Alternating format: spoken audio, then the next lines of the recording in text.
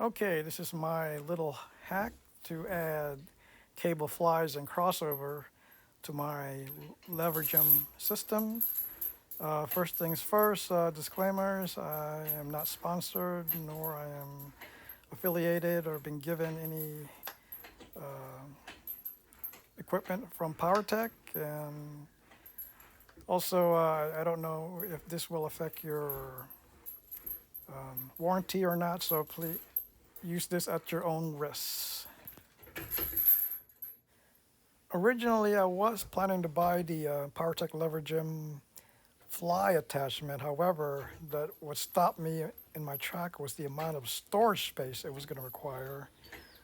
Even if you just lean in against the wall or in a corner, it took a lot of space. So I came up with this system because when you're ready to store this, you could just hang it on a wall or drape it over a chair.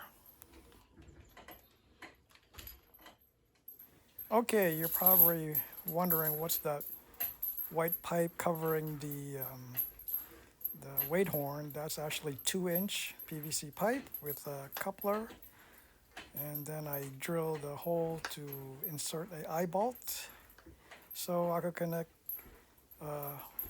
4 pulleys, 2 on each side. Okay, as you can see here, I'm going to reposition the bench chair all the way to the forward position, and even with the lever arm at the horizontal position, there's still plenty of rope length to do your crossovers and flies. As you can see here, right now I only have about 20 pounds on, but I've did several workout with 50 and 60 pound, which is all I could handle, and it works just fine. Okay, this is 2-inch PVC pipe with a coupler, and you'll notice that the pipe goes all the way through because I reamed out the middle of the divider of the coupler so I could push the pipe all the way through. That's a M8 eye bolt, so I could connect the carabiner, and then you'll notice there's a 2.5 pound weight plate. That's mainly to allow the pipe to spin when you start pushing or pulling. Otherwise, it'll start marring the rubber bumper protector. And the other things you need is 3/8 inch rope, M8 eye bolt, carabiners, of course, and some pulleys. I bought these on Amazon, which I don't like because if you use a gym cable, it could get into the gaps. But if you go on eBay and look for Bowflex pulleys, these are better suited.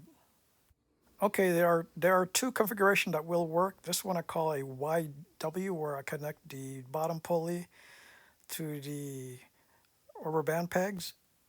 The second method that would work is what I call the narrow W, where you connect the bottom pulleys towards the bottom in the center, but not to the bench itself. So I prefer the narrow configuration like this one here you see, because the pulley engagement is a lot smoother than the wide. I think the wide is you're losing some power because of the separation of the pulley.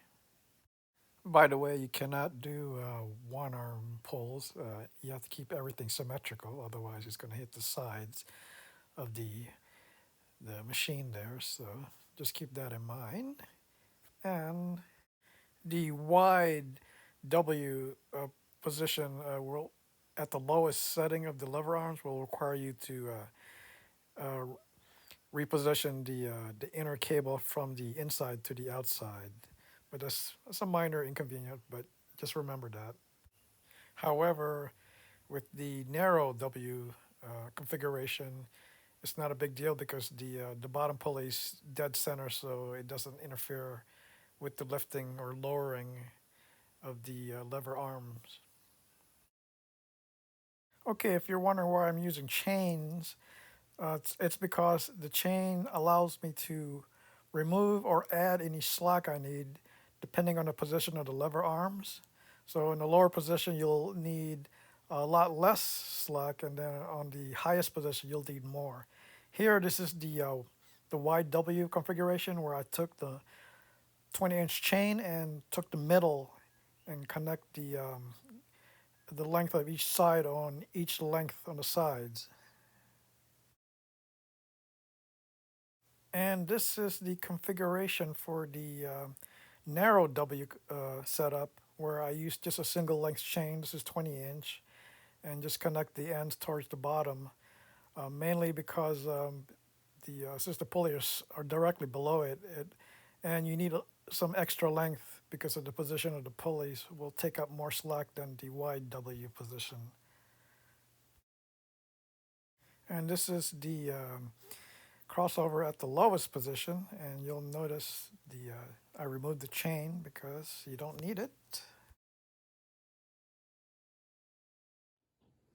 And when you put it at the highest position, you'll notice I have to use the entire 20-inch of the chain plus some carabiner to accommodate the length. And you'll also notice that I added some extension to the D handles.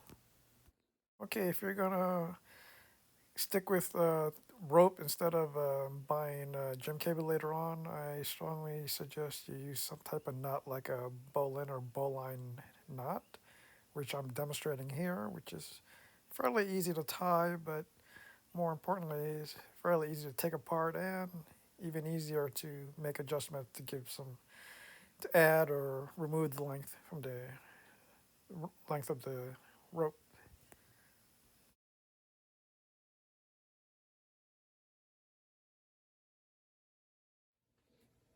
Okay, here, after fiddling with the rope and deciding on the length, which is approximately 100 inches to be suitable, I decided to replace the 3/8 inch rope with actual gym cable. And here, this is exactly 98 inch. You can buy pre-made on Amazon. This one has the ball stopper you can see next to the D handle. And also, you could use this setup to do, of course, back crossover. You just need to add some extensions to the D handle, and in fact, it actually probably works out better because the range of engagements is a lot longer because you could just cross your arms and then engage right away while you're doing a pull.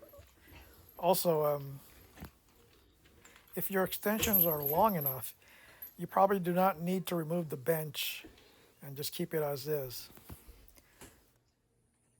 Okay, when you're ready to remove the fly crossover device and put it away for storage, just simply unhook from the center chain, connect the loose end beneath the PVC pipe and D handle, disconnect the bottom pulley, and then you could uh, carefully slide out